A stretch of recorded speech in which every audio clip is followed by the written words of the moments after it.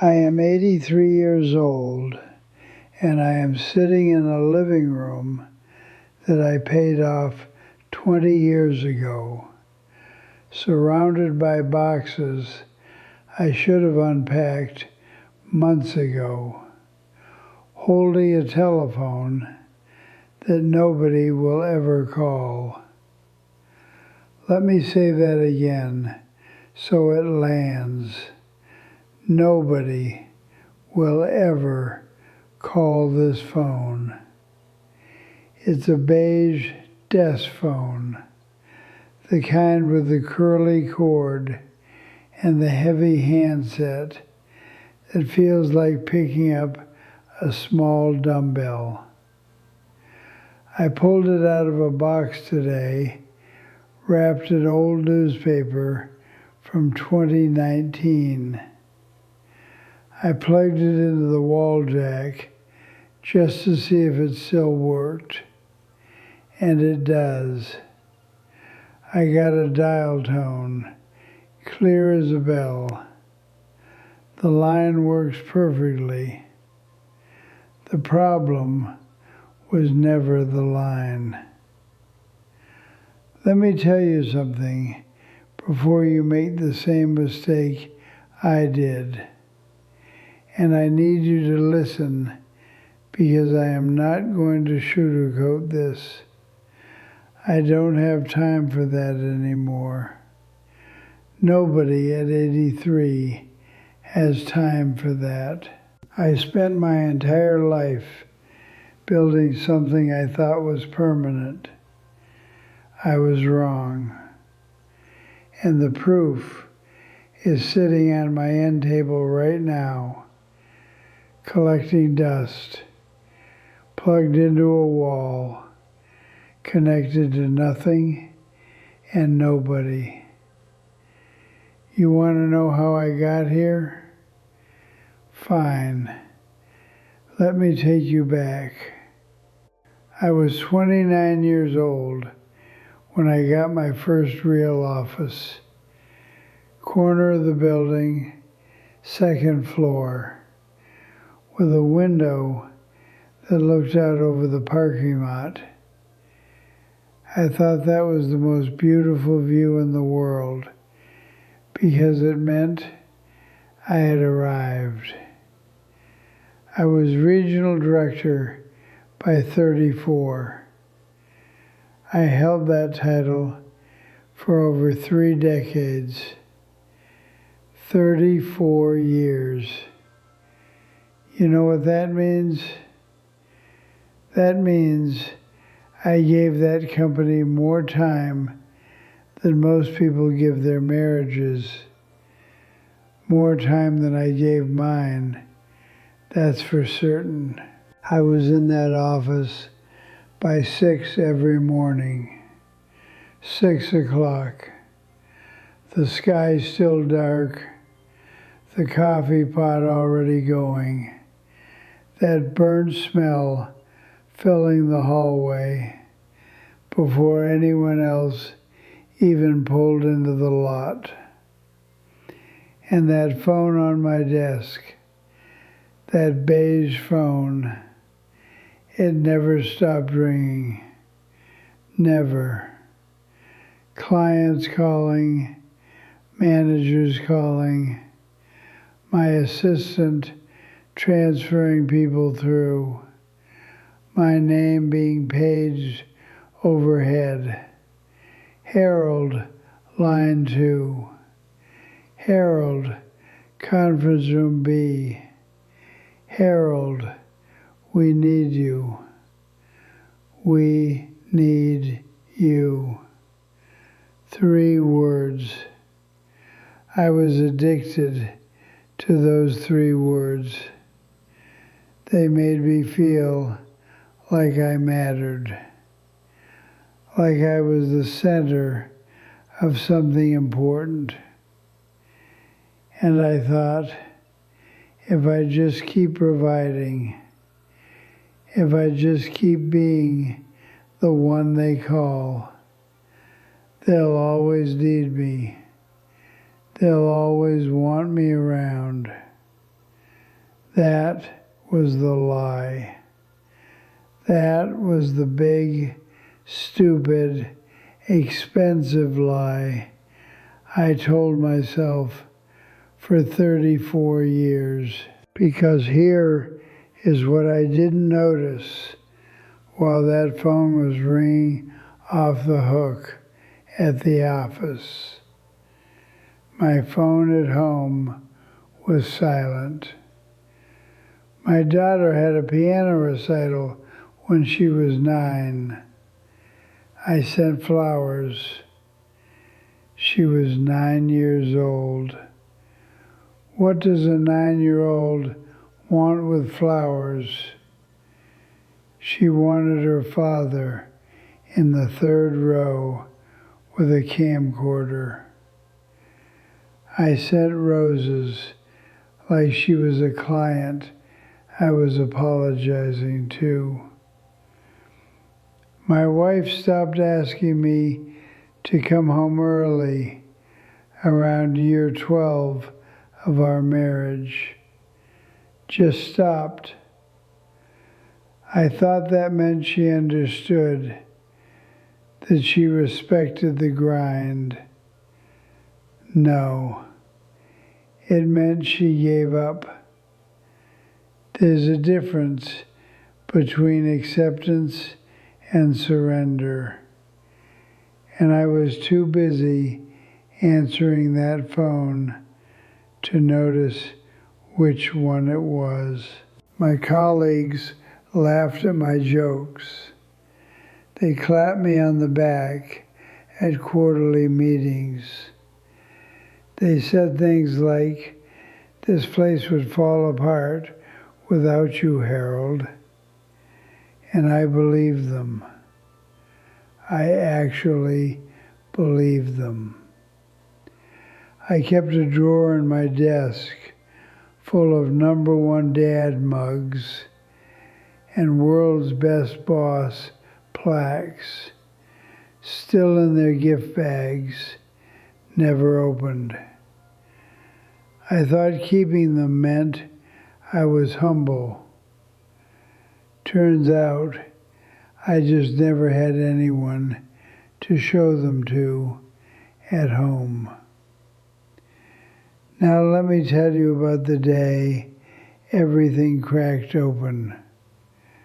My retirement party. Conference room C on the 3rd floor. They put up a banner. It said, "Congratulations, Harold." 2 misspellings. My name, which I had printed on every memo for 34 years, and they still spelled it wrong. There was a sheet cake from the grocery store, white frosting, blue letters. It was the same cake they ordered for every departure, every birthday, every Friday. Someone remembered to celebrate something. I wasn't special. I was next. I gave a little speech. I thanked everyone. I said the usual things.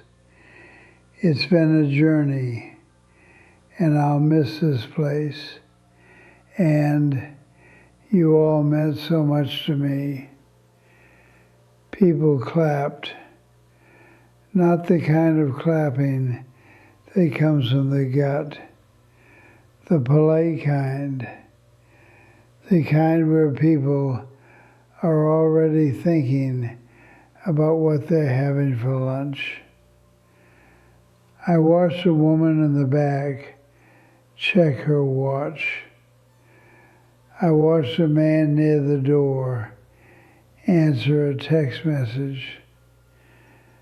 My assistant of 19 years hugged me at the end and whispered, "We'll stay in touch, Harold." She had tears in her eyes and I thought she meant it. She never called. Not once. Not even a text on my birthday. The first morning of retirement, I woke up at 5:47. Not because of an alarm, because my body didn't know how to do anything else. I went downstairs and sat at the kitchen table. The house was so quiet, I could hear the ice maker in the freezer cycling. My wife was already out. Book club, walking group, something. She had built a whole life while I was building a career. Smart woman. Smarter than me by a long stretch. I picked up my cell phone and looked at it. No missed calls, no messages, no notifications except a weather alert and a pharmacy reminder. I thought maybe it was just the first day. People are busy. They'll call. I called my daughter. It rang 4 times and went to voicemail. Her voice, cheerful, recorded, a stranger's politeness. Leave a message and I'll get back to you. I didn't leave one. What was I going to say? Hi, it's your father. I'm available now. 30 years late, but I'm available. Then I did something I am ashamed of. I called my old office, my number, my extension, and a woman answered. Young voice, bright, probably sitting in my chair, looking out my window at my parking lot. She said, Regional Office, this is Danielle. How can I help you? I hung up without saying a word. My hand was shaking, not from age, from the understanding that it just hit me like a truck. Nobody was ever calling Harold. They were calling the regional director. They were calling the title, the function, the role. And the moment I walked out of that building with my box of mugs and my misspelled banner, the role got recast. Just like that. Somebody new sat down, answered the phone, and the whole machine kept running like I had never been there at all. That silence in my kitchen that morning was the loudest thing I have ever heard.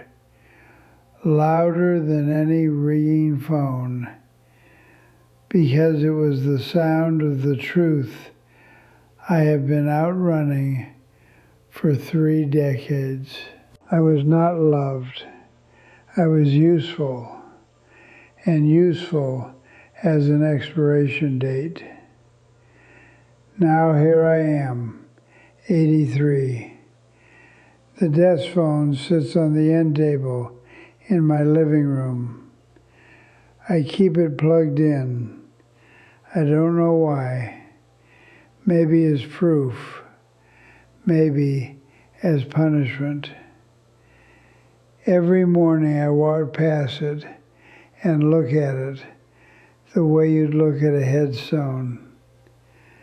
My wife walks through the room and she doesn't ask about it. She doesn't ask about much anymore. We live in the same house the way two patients share a hospital room. Polite, quiet, distant.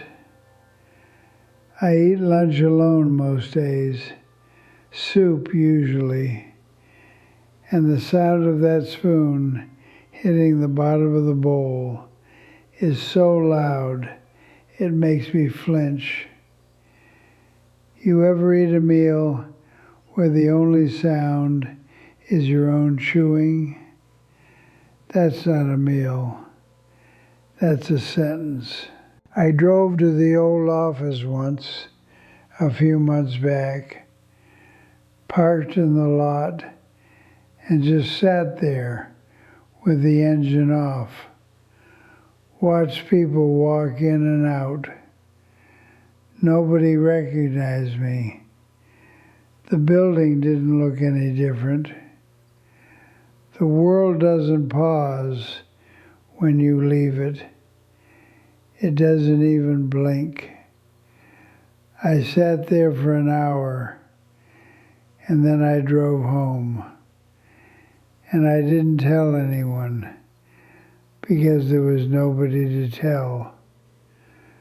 That phone on my end table never rings.